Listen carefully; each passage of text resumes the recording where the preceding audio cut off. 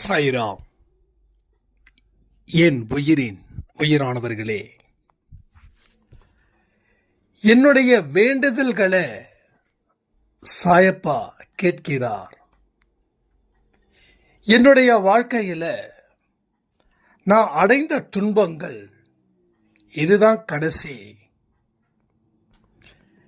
நான் என்னுடைய கண்களாலேயே பார்த்த சாயப்பாவோட உருவத்தை, அந்த உருவத்தை பார்க்கும்போது பின்னாடி நம்மளுடைய அன்பே சாய் உடைய ஒரு அந்த சாங் பிரம்மாண்டமாக ஒழிச்சுது. அதில் நீங்கள் இருக்கீங்க. அன்பே சாயில் எனக்குன்னு தெரிந்த முகங்கள், பின்னாடி ஏகப்பட்ட மக்கள். கடவுளுடைய நேரடி தரிசனத்தை பார்த்த ஒரு உணர்வு எனக்குள்ள கிடைச்சது. என்னோட வாழ்க்கையில் நான் 100% துன்பத்தை மட்டும்தான் பார்த்தேன். சின்ன வயசுலேயே என்னுடைய அம்மா இறந்துட்டாங்க. அம்மா இறந்த உடனே என்னுடைய அப்பா வேற ஒருத்தவங்களை கூட்டிட்டு போயிட்டாங்க. கண்ணு தெரியாத பாட்டி தான் என்னை காப்பாத்தினாங்க. ஒவ்வொரு நாளும் அம்மாவை நினைச்சு அழுவேன். இப்படியே வளர்ந்து வளர்ந்து வளர்ந்து வளர்ந்து எனக்கு விருப்பமானவரை கல்யாணம் செய்து, அந்த விருப்பமானவருக்கு நான் விருப்பம் இல்லை, அவருக்கு குடிதான் விருப்பம். ஸோ ஃபேமிலி அம்மா அப்பாவும் இல்லை, கட்டின புருஷனும் இல்லை, பாட்டியும் இறந்து போயிட்டாங்க. வாழ வழி தெரியாம தவிச்சுக்கிட்டு இருந்தேன். எங்கெங்கெல்லாம் வேலை செய்யறனோ அங்கெல்லாம் என்னை தப்பா பார்த்தாங்க. சில பேர் என்னை அடையணும்னு நினைச்சாங்க.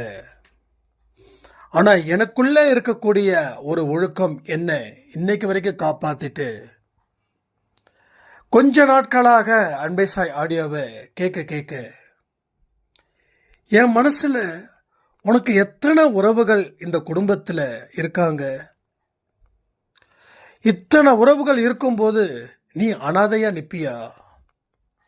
உனக்கு ஒரு அண்ணா இருக்கான், எத்தனையோ அம்மாக்கள், எத்தனையோ அப்பாக்கள், எத்தனையோ அண்ணாக்கள், எத்தனையோ தம்பிகள் எல்லாமே இருக்காங்க. இனி உனக்கு வாழ்க்கையில் எந்த குறையும் இல்லை அப்படின்னு என் மனசுக்குள்ள நினைச்சத கடவுள் கனவின் மூலமாக வெளிப்படுத்தினாரு. அன்பே சாய் குடும்பத்துக்கு நன்றிகள் அப்படின்னு சொல்லி வாட்ஸ்அப்பில் டோட்டலாக எழுதி எனக்கு அனுப்புனாங்க. எனக்கு இதை பார்க்கும்போது கேட்கும்போது என் கண்களில் இருந்து கண்ணீர் அருவி போல கொட்டுச்சு. கடவுள் எந்த அளவுக்கு நம்மளை நேசிக்கிறாரு. நேசிக்கிறது அவர் கடமை, அதை கூட விட்டுடலாம்.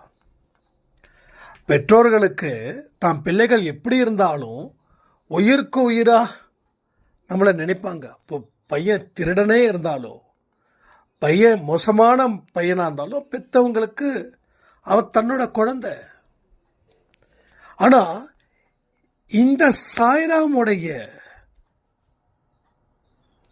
அதாவது நம்ம தங்கச்சின்னு சொல்ல நல்லா இருக்கும்னு தோணுது. சாய்ராம் தாண்டி நம்ம இந்த தங்கச்சியோட வாழ்க்கையை பாருங்க. சின்ன வயசுல அம்மா இழந்து அப்பா இன்னொருத்தவங்க கூட போயிட்டு, கண்ணு தெரியாத பாட்டி, எல்லாத்தையும் தாண்டி கல்யாணத்துக்கு அப்புறம் வாழ்க்கை நல்லா இருக்கும் அப்படின்னு நினைக்கும் போது அங்கேயும் வாழ்க்கையில பெரிய புயல். அவங்க நினைச்சிருந்தாங்கன்னா வாழ்க்கைய தப்பான விஷயத்துல வாழ்ந்திருக்கலாம். ஆனா அந்த நேர்மையும் அந்த கண்ணியமும் அந்த கட்டுப்பாடும் எங்கிருந்து வந்தது? அப்போ அடிக்கடி ஒரு வார்த்தை நான் சொல்லியிருக்கேன், வறுமையிலையும் கஷ்டத்திலையும் துன்பத்திலையும் நீ நேர்மையா இருக்கணும். ஏன் இந்த வார்த்தை நான் தினமும் சொல்றேன் பார்த்தீங்களா? ஏன்னா நம்ம துன்பத்திலையும் வறுமையிலையும் தான் தப்பு செய்வோம். எனக்கு ஒரு பெரிய பிரச்சனை இருக்குது, அந்த பிரச்சனையை மறக்க நம்ம பாவம் செய்கிறோம். ஏன்னா அதில் கிடைக்கக்கூடிய சந்தோஷம் அது போல. ஸோ இங்கே யார் யோகிய அப்படின்னா, சந்தர்ப்பம் கிடைத்தும் அதை உதறி தள்ளுறவன் தான் யோகிய. இந்த வார்த்தை அடிக்கடி நான் சொல்லுவேன். விஷ்ணு சாய்க்கு அடிக்கடி இந்த வார்த்தை ரொம்ப பிடிக்கும். சந்தர்ப்பம் கிடைச்சும் தப்பு செய்யாதவன் எவனோ அவன் தான் யோகிய. சந்தர்ப்பமே கிடைக்கல, அதனால இவன் தப்பு பண்ணல, அதனால இவன் யோகியன்னு தெரிஞ்சிட்டு இருக்கான். உனக்கு சந்தர்ப்பம் கிடைச்சா நீ தப்பு பண்ணுவியா மாட்டியா? ஆனால் எல்லாரும் வெளிப்படையாக என்ன சொல்லுவாங்கன்னா, தப்பு பண்ண மாட்டேன்னு. ஆனால் அவங்கவுங்க மனசாட்சிக்கு தெரியும் எப்படிப்பட்டதுன்னு. அதுக்காக நான் எல்லாரையும் குற்றம் சொல்லலை, எல்லாரையும் என்னால் குற்றம் சொல்லவும் முடியாது. 100 பேரில் 75 பேர் தான் அப்படி சொல்கிறேன். 75% என்னதான் துன்பம் இருந்தாலும் வறுமை இருந்தாலும் நேர்மையானவர்களா நாம் இருந்திருக்கோம். அது 25% தான். ஆனால் 75% அப்படி இல்லை. அப்போ இந்த பெண்ணுக்கு எப்படி அந்த ஞான உதயம் வந்துச்சுன்னா, எங்கள்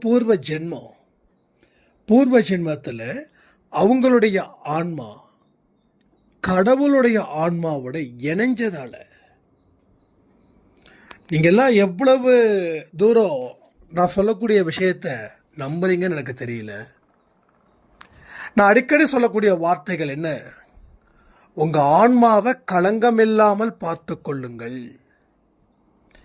ஆன்மாவில் இருக்கக்கூடிய பதிவுகள் அடுத்தடுத்த ஜென்மத்துக்கும் உங்களுக்கு வழிவகுக்கும்.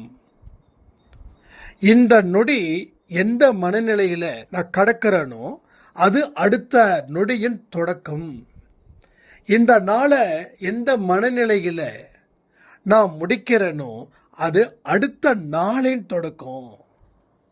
இந்த ஜென்மத்தை எந்த மாதிரியான வாழ்க்கையிலையும் எந்த மாதிரியான மனநிலையிலையும் முடிக்கிறோமோ அது அடுத்த ஜென்மத்தின் தொடக்கம். இது எத்தனை பேர் நம்புறீங்க? ஓப்பனா, நேர்மையா, ஹானஸ்டாக சொல்லுங்கள். நான் நம்பலைன்னு சொன்னாலும் சந்தோஷம், நம்புறேன்னு சொன்னாலும் சந்தோஷம். ஏன்னா வெற்றியையும் தோல்வியையும் நான் சரிசமமாகவே பார்க்குறேன். நீங்கள் என்னை புகழ்ந்து பேசுகிறதும் என்னை திட்டுறதும் எனக்கு எந்த இடத்துலையும் ஒரு சின்ன பாதிப்பை கூட கொடுத்ததே இல்லை. இந்த இடத்துல நான் வெற்றி அடைஞ்சேன், என்ன நானே வெற்றி அடைஞ்சேன்னு சொல்ல முடியும். ஏன்னா மனுஷனுடைய எமோஷ்னல் இங்கே தான் ப்ராப்ளம் ஆகுது. புகழ்ந்து பேசும்போது நமக்கு மனசு சந்தோஷமாக இருக்குது. நம்மளை தாழ்ந்து யாராவது பேசுகிறாங்கன்னா மனசு வேதனை அடையுது. ஒன்று கோபத்தை வெளிப்படுத்துகிற இடத்துல இருந்தால் வெளிப்படுத்துகிறோம், வெளிப்படுத்த முடியாத இடத்துல இருந்தால் அந்த கோபத்தை உள்ளுக்குள்ளே வச்சுக்கிட்டு என்னைக்கோ ஒரு நாள் அது வெடிச்சிடுது.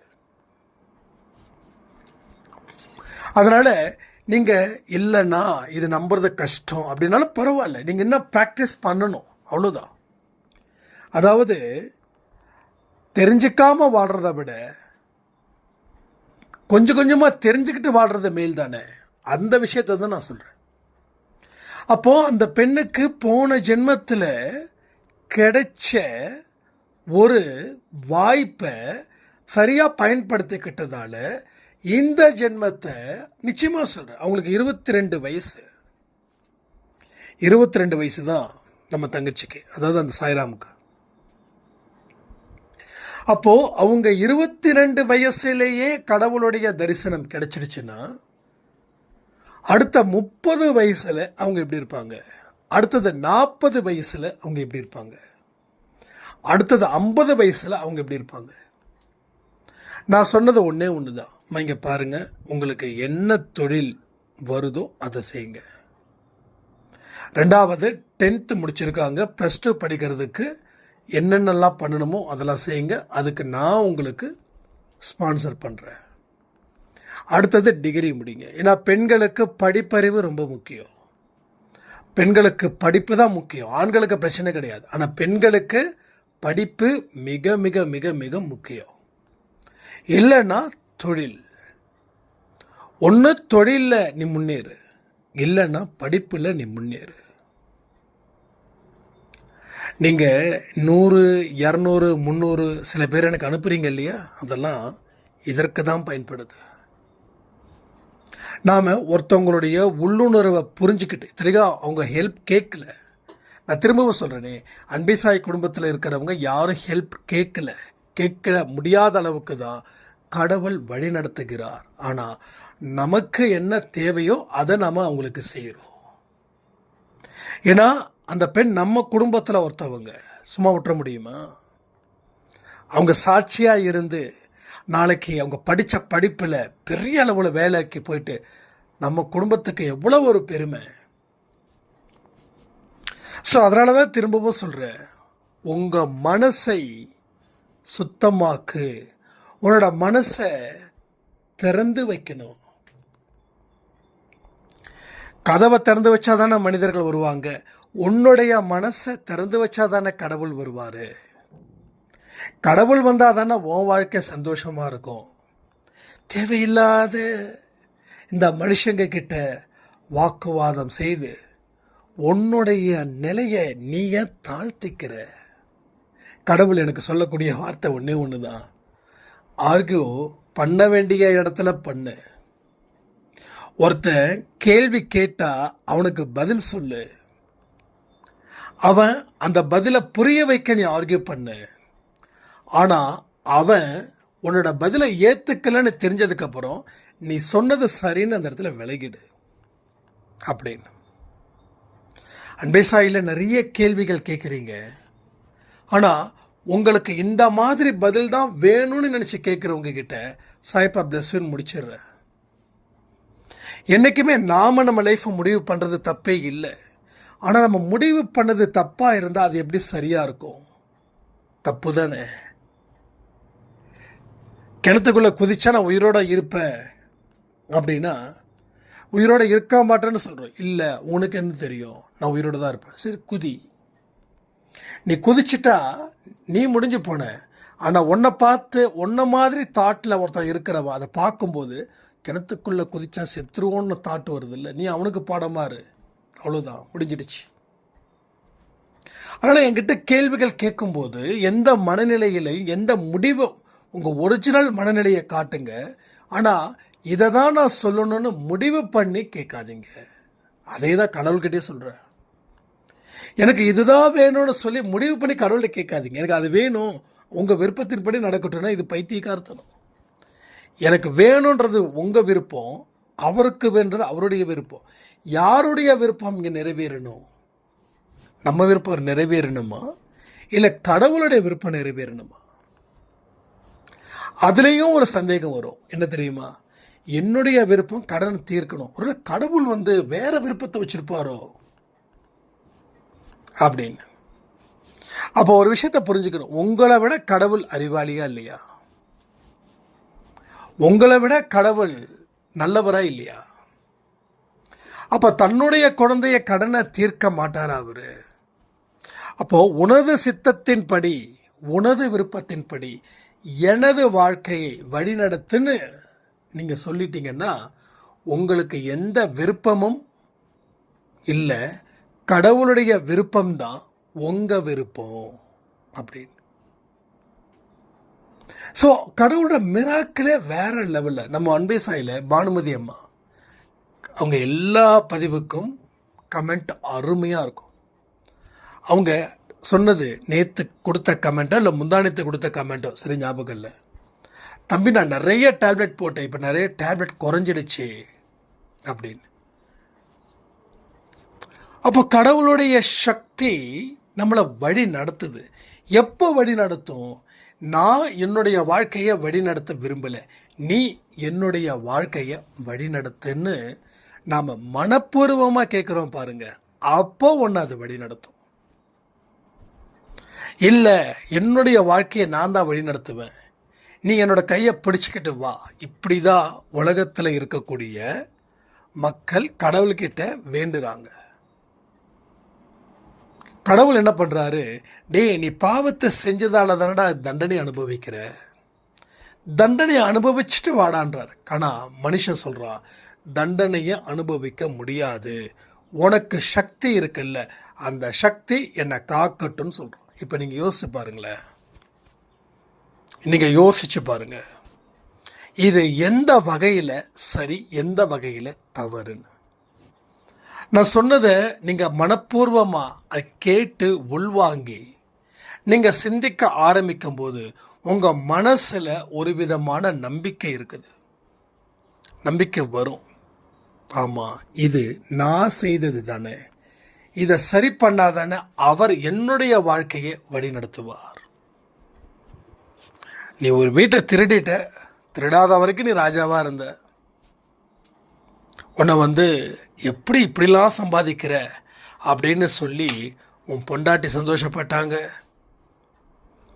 உன்னுடைய அம்மா அப்பா சந்தோஷப்பட்டாங்க, உன் உறவுகள் சந்தோஷப்பட்டது, உன் நண்பர்கள் சந்தோஷப்பட்டாங்க. வாழ்ந்தா இந்த மாதிரி மனுஷன் மாதிரி வாழணும். ஏன்னா நீ திருடுன, யாரும் கண்டுபிடிக்கல, நீ பொருள் சேர்த்து உன் பொண்டாட்டிக்கு நகை வாங்கி கொடுத்த, கார் வாங்கி கொடுத்த, உன் குழந்தைங்களை பெரிய ஸ்கூலில் படிக்க வச்ச. இப்போ ஒரு நாள் நீ திருடி தான் சம்பாதிக்கிறன்னு தெரிஞ்சிடுச்சு. இப்போ உனக்கு தண்டனை. இந்த தண்டனை உனக்கு மட்டும் வராது, உன் குடும்பத்துக்கே வரும்.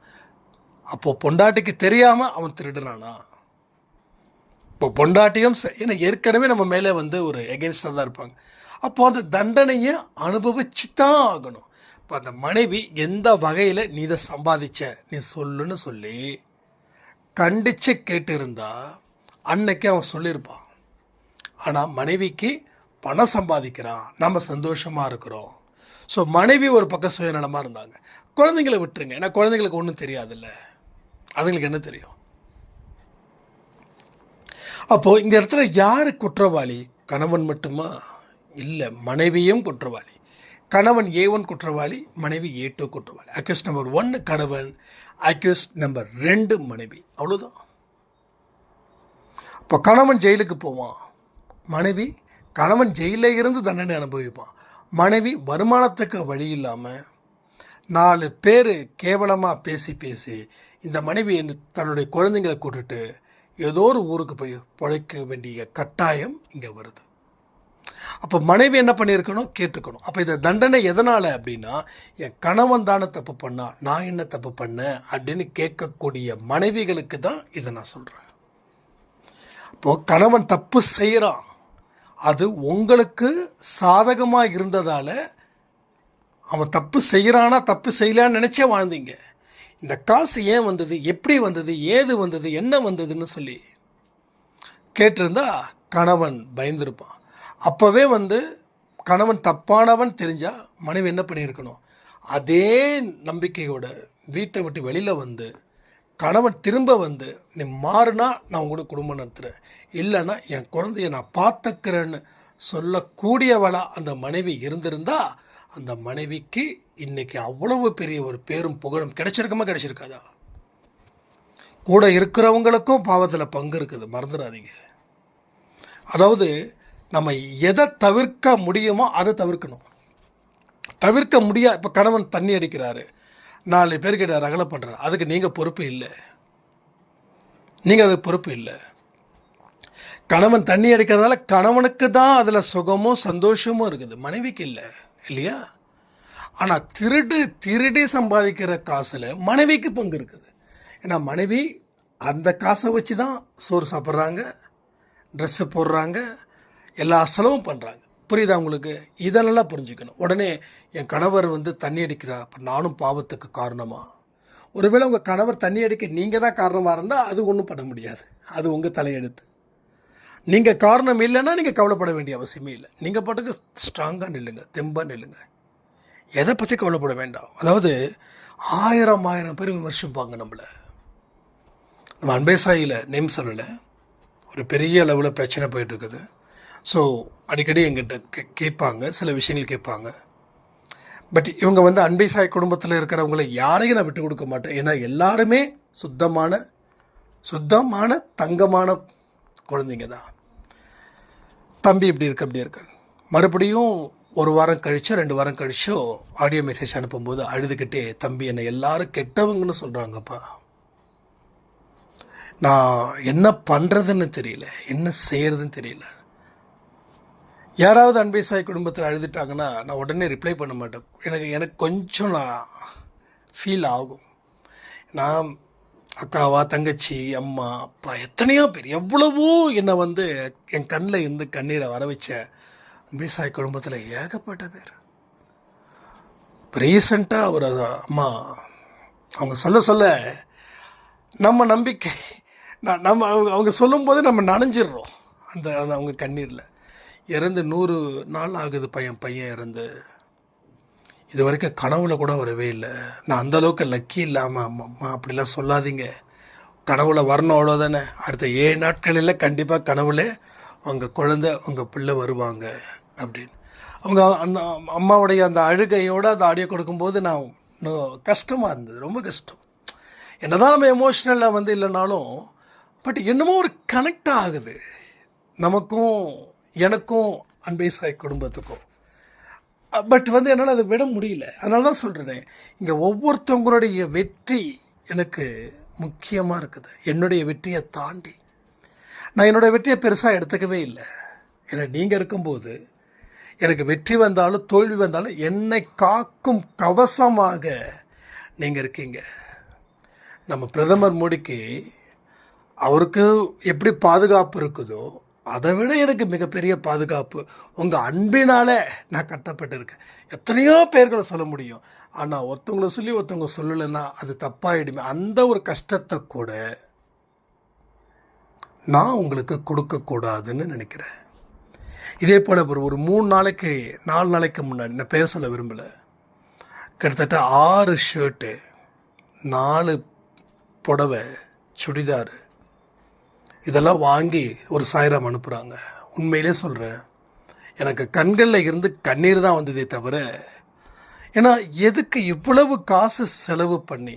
நான் அன்பேசாய் குடும்பத்தில் இருக்கிறவங்க எல்லாம் டாட்டா பிர்லா குடும்பம் இல்லை, அம்பானி குடும்பம் இல்லை, எல்லாருமே மிடில் கிளாஸ் ஃபேமிலிஸ் தான், மிடில் கிளாஸ் ஃபேமிலி தான். அப்போது எதுக்கு அப்படின்னு சொல்லி அவங்கள கோபப்பட்டு பேசணும்னு தோணுச்சு. ஏன்னா என்னால் யார் கஷ்டப்பட்டாலும் அது எனக்கு கடவுள் சத்தியமாக எனக்கு பிடிக்காதுங்க. என்னால் யார் கஷ்டப்பட்டாலும் ஒரு சின்னதாக ₹1 எனக்காக செலவு பண்ணாலும் அந்த ₹1 அவங்க எவ்வளோ கஷ்டப்பட்டு சம்பாதிச்சிருப்பாங்க, அது எனக்கு செலவு பண்ணணுமா? இதுதான் என்னுடைய கேள்வியாக இருக்குது. ஸோ உங்கள் அன்பு அந்த இடத்துல அந்த கோபத்தை கூட எனக்கு தணிக்குது. ஸோ அதெல்லாம் சொல்லிக்கிட்டே போகலாம், எக்கச்சக்கமாக சொல்லிட்டு போகலாம். நாம் பிறர் மீது அன்பாக இருந்தால் நம் மீது எவ்வளவு அன்பாக இருப்பாங்க அப்படின்றதுக்கு உண்டான அடையாளம்தான் இந்த விஷயமே. அதான் நான் விஷ்ணுக்கிட்டையும் என்னை சுற்றி இருக்கிறவங்ககிட்ட சொல்கிறது ஒரே விஷயந்தான், நீ பிறர் மீது அன்பாக மட்டும் இரு, தயவு செய்து வார்த்தைகளை மட்டும் விட்டுறாத. ஆனால் இன்றைக்கும் அப்பாவையும் அம்மாவையும் நான் சம்டைம்ஸ் திட்டிகிட்டு தான் இருக்கேன். ஏன் அப்படின்னா, இன்றைக்கி கூட காலையில் கூட இட்லி அரைக்கிறாங்க, சட்னி அரைக்கிறாங்க, வீட்டில் காயத்ரி அரைக்கிறாங்க. ஸோ இவங்க இல்லை எனக்கு இட்லி வேண்டாம், பழைய சோறு கொடு. அப்போ அம்மாவுக்கு சுகர், பழைய சோறு சாப்பிட்டா என்ன ஆகும்? அப்போ அந்த இடத்துல கொஞ்சம் ஜாஸ்தி பேச விட்டு தான் போயிடுச்சு. ஏம்மா சுகர் இருக்குது, உடம்பு ரொம்ப பலகீனமாக இருக்கு, இப்போ இந்த பழைய சோறு தேவைதானா அப்படின்னு. அது தப்பு தான் திட்டினது, ஆனால் அதை மீறி அன்புன்னு ஒன்று இருக்குல்ல. இப்போ நான் திட்டுறது பொறுத்த வரைக்கும் எதுக்குன்னா அன்பு ஜாஸ்தியாக இருக்கிறவங்க மேலே.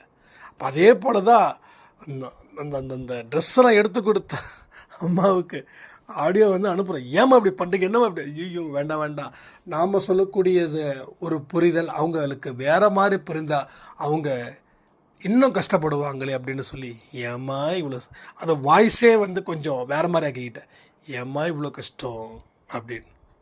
ஸோ ஏதோ ஒரு விஷயங்கள் நமக்குள்ளே ஒரு ஒரு பெரிய ரிலேஷன்ஷிப்பை இங்கே கொடுக்குது. ஸோ அதனால தான் சொல்கிறேன், அன்பு ஒன்று இருந்துச்சுன்னா அங்கே அகிலமே நமக்காக தான்.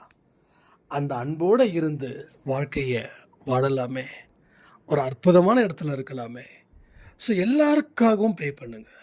எத்தனையோ பேர் அன்பேசாய் குடும்பம் தெரியாதவங்க கூட இந்த பெண் மாதிரி எத்தனை பேர் கஷ்டப்பட்டுக்கிட்டு இருப்பாங்க, துயரப்பட்டுட்டு இருப்பாங்க. யாராவது காக்க மாட்டாங்களா, யாராவது உதவி பண்ண மாட்டாங்களா அப்படின்னு. இப்போ எல்லாருக்கும் நம்மளால் உதவி செய்கிற அளவுக்கு நமக்கு சக்தி கண்டிப்பாக இல்லை. ஒருவேளை நான் முதல்வர் ஆனால், இல்லை நான் பிரதமர் ஆனால் செய்ய வாய்ப்பு இருக்குமோ என்னமோ தெரியாது. அதனால் வரக்கூடிய ஜென்மத்திலேயாவது அப்படிப்பட்ட ஒரு சக்தி நமக்கு கிடைக்கணும்னு நான் எல்லாருக்காகவும் பிரார்த்தனை பண்ணிக்கிறேன். நான் எனக்காக பண்ணலை. இங்கே இருக்கக்கூடிய அன்பே சாய் குடும்பத்தில் யார் ஒருத்தவங்க ஒரு சீஃப் மினிஸ்டராக வந்தாலும் சரி, இல்லை பிரைம் மினிஸ்டராக வந்தாலும் சரி, கண்டிப்பாக அந்த நாடு அந்த ஊர் செழிக்கும். இது கடவுள் மேலே சத்தியம். ஏன்னா எதை வேணாலும் சுத்தம் பண்ணிடலாம், ஆனால் மனசை சுத்தம் பண்ணுறதுன்றது ரொம்ப கஷ்டம். 1 கோடி ரூபாய் இங்கே கொடுத்து இது வேணுமா இல்லை மன சுத்தம் வேணுமானா அன்பே சாய் குடும்பத்தில் வச்சா கிட்டத்தட்ட 60% பேர் அந்த மனசு சுத்தம் இருந்தால் போதும். நீ என்ன 1 கோடி என்ன 1000 கோடி கொடுத்தாலும் நான் அதை ஏறெடுத்து கூட பார்க்க மாட்டேன்னு சொல்கிறவங்க 60% பேர். 60%. எதையுமே நம்ம முழுசாக சொல்லிடக்கூடாது இல்லையா?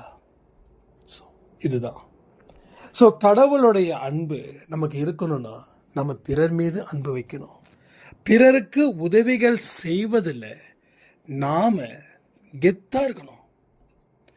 அவன் கேட்டு தான் நான் செய்யணும்லாம் இல்லை. அவன் கண்ணில் இருந்து வரக்கூடிய கண்ணீர் அவனுக்கு உதவிகள் செய்யணும்னு சொல்லி கடவுள் சொல்கிறாரு. அந்த உத்தரவின்படி, கடவுளோட உத்தரவின்படி நான் உதவிகள் செய்கிறேன். அந்த மனநிலை வரணும். நீங்கள் கொடுக்க தாங்க உங்களுக்கு கிடைக்கும். ஒன்றும் இல்லை, ஒரு சாய்ராம் வந்து ஒரு ஐ திங்க் ஒரு 1 இயர்க்கு முன்னாடியோ இல்லை 2 இயர்க்கு முன்னாடியோ 1ஆம் தேதி சாப்பாடு வாங்கி கொடுக்கணும்னு சொல்லியிருக்கோம் இல்லையா?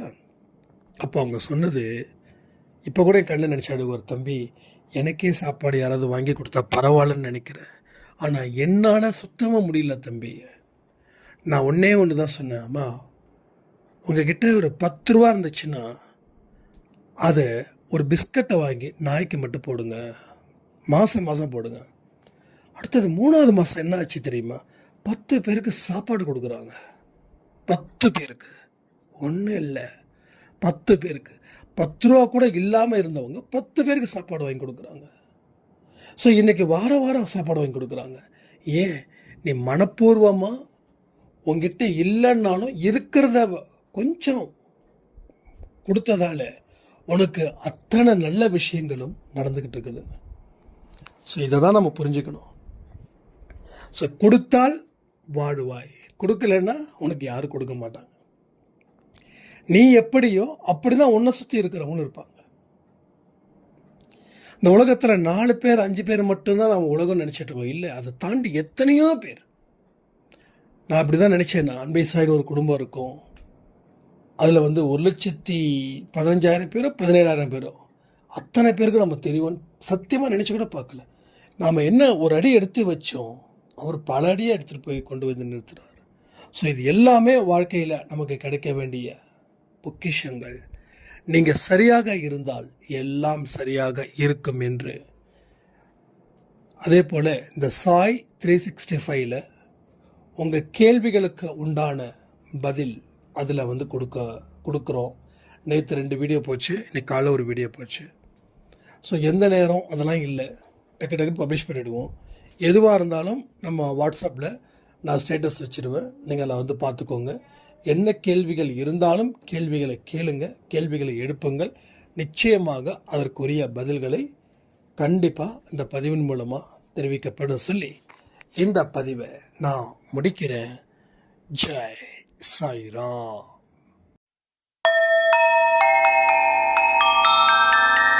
ஓம் சாயிரா சாயிரா, ஓம் சாயிரா சாயிரா, ஓம் சாயிரா சாயிரா, அன்பே சாயிரா, பேரன்பே சாயிரா.